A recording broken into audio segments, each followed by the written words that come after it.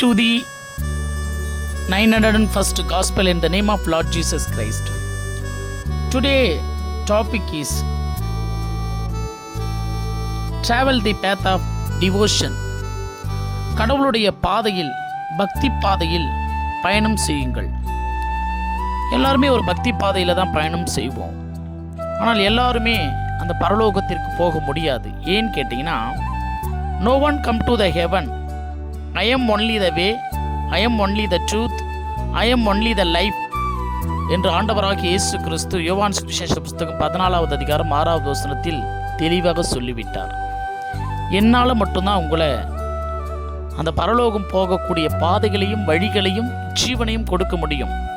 நீங்கள் இந்த உலகத்தில் எந்த தெய்வங்களை வணங்கினாலும் அது உங்களை பரலோகம் அழைத்து செல்லாது என்று சொல்லிவிட்டார். ஆகவே இந்த பக்தி பாதையில் செல்வதற்கு நிறைய உண்மையான ஜாம்பவான்கள் விசுவாச பாதையில் வென்று கடவுளிடம் சென்றிருக்கிறார்கள். அவர்களை குறித்து இன்றைக்கு பார்க்க போகிறோம். ஏனோக்கு தேவனோடு சஞ்சரித்து தொழுது கொண்டிருக்கப்படுமையிலே இந்த உலகத்தில் காணாமல் போயிட்டாரு. எங்கே போயிட்டாருன்னு பார்த்தீங்கன்னா, கடவுள் அவளை பரலோகத்துக்கு எடுத்துக்கொண்டார். ஏறக்குறைய ஒரு 365 வருஷம் அவர் இந்த பூமியில் வாழ்ந்தார். 65 வயசுல மெத்துசேலா என்ற ஒரு குழந்தையை பெற்றுட்டு மீதி 300 வருஷம் கடவுளோடு கூடவே வாழ்ந்தார். இந்த உலகத்திலேயே அதிக வாழ்நாள் வாழ்ந்தது இந்த ஏனோக்குனுடைய பிள்ளையாகிய மெத்துசேலா தான். 969 வருஷம் இந்த உலகத்தில் உயிரோடு வாழ்ந்து வேர்ல்ட் ரெக்கார்டு தான். அடுத்தது நோவா என்ற ஒரு நீதிமான். அந்த காலகட்டத்தில் இருந்தவர்களுக்குள்ளே மிகவும் நீதிமானும் உத்தமனுமாய் இருந்து தம்முடைய குடும்பத்தோடு கூட கடவுளுடைய பக்தி பாதையில் அழைத்து சென்றவர் நோவா. அடுத்ததாக யாப்பேசை குறித்து பார்க்க வேண்டும். யாப்பேஸ் இஸ்ரவேலின் தேவனை நோக்கி, என்னை ஆசீர்வதிங்க, என் எல்லையை பெரிதாக்குங்க, உம்முடைய கரம் என் வாழ்க்கையில் இருக்கட்டும், தீங்கு என்னை துக்கப்படுத்தாதபடி எல்லாத்தையும் விலக்கி என்னை காத்துக்கொள்ளும் என்று சொல்லி வேண்டிக் கொண்டான். தேவன் அதை கேட்டுக்கொண்டார். அதனால பக்தி பாதையிலே பயணம் செய்து வாழ்க்கையில் வெற்றி அடைந்தார். எசேக்கியா என்ற ஒரு ராஜாவை குறித்து அடுத்து பார்ப்போம். எசேக்கியா ராஜா யூதா தேசம் எங்கும் தன்னுடைய தேவனாகிய கர்த்தருக்கு முன்பாக நன்மையும் செம்மையுமானதாக உண்மையானவனாக ஆட்சி செய்தான். கடவுளுக்கு பிரியமான ஆட்சி. இதான் ஒரு கடவுளுடைய பாதை. அடுத்ததாக யோபு என்ற ஒரு நீதிமானை குறித்து பார்ப்போம். ஊத்ஸ் தேசத்திலே ஒரு உத்தமனான சன்மார்க்கமான தேவனுக்கு பயந்த ஒரு பொல்லாங்குகளுக்கு விலகுகிறவனுமாக ஒரு நீதிமானா யோபு வாழ்ந்தார். எந்த விதமான உபத்திரவ காலகட்டங்கள் வந்தாலும் கர்த்தரை விட்டு பிரியாமல் தேவனாகிய கர்த்தருடைய விசுவாச பாதையில் பயணம் செய்து வாழ்க்கையில் வெற்றி அடைந்தார்.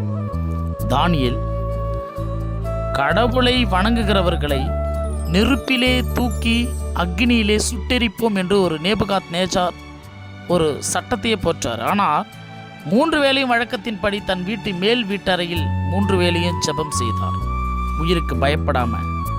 ஏன்னா உண்மையுள்ள தேவனாகிய கர்த்தர் ஒருவரையே நான் ஆராதிப்பேன்னு சொல்லிட்டு வைராக்கியமாக இருந்து பக்தி பாதையில் பயணம் செய்தார்.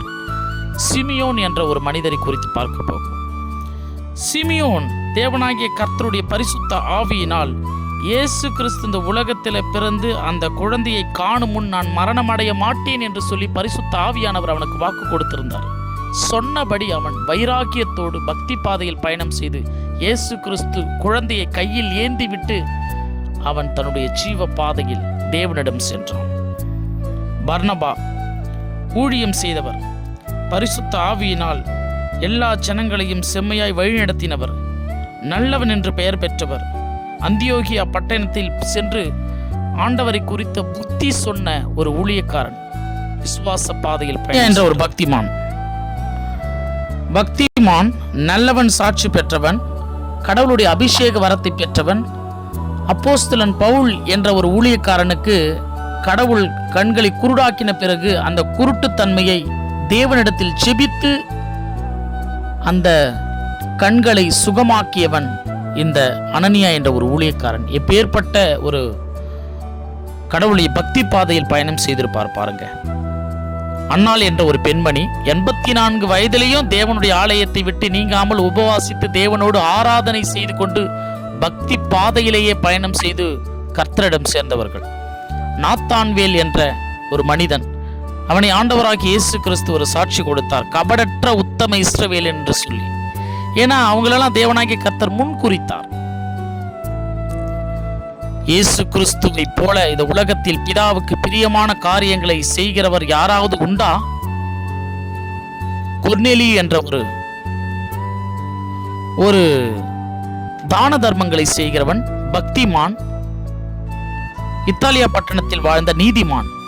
அவனுடைய தான தர்மங்கள் தேவனுடைய சந்நிதியில் எட்டினதாகவே. இதையெல்லாம் எதற்காக இப்படிப்பட்ட நீதிமான்கள், விசுவாச பக்தர்கள், நல்லவர்கள் எந்த பாதையில் பயணம் செய்தார்கள் என்று சொன்னால், அதுதான் டிராவல் த பேத் ஆஃப் டிவோஷன், பக்தி பாதையில் பயணம் செய்தவர்கள். அவர்கள் தேவனுடைய சத்தியம் வழியில் ஜீவனை அடைந்தவர்கள். நாமும் அந்த பக்தி பாதையில் பயணம் செய்தால் தேவனாகிய கர்த்தருடைய பரலோக பாதையில் வெற்றிசாலியாக வலம் வருவோம். கர்த்தரால் குடும்பமாக ஆசீர்வதிக்கப்படுவோம். அடுத்த தெய்வ செய்திகளோடு நான் உங்கள் காட் சபன் சகரியா.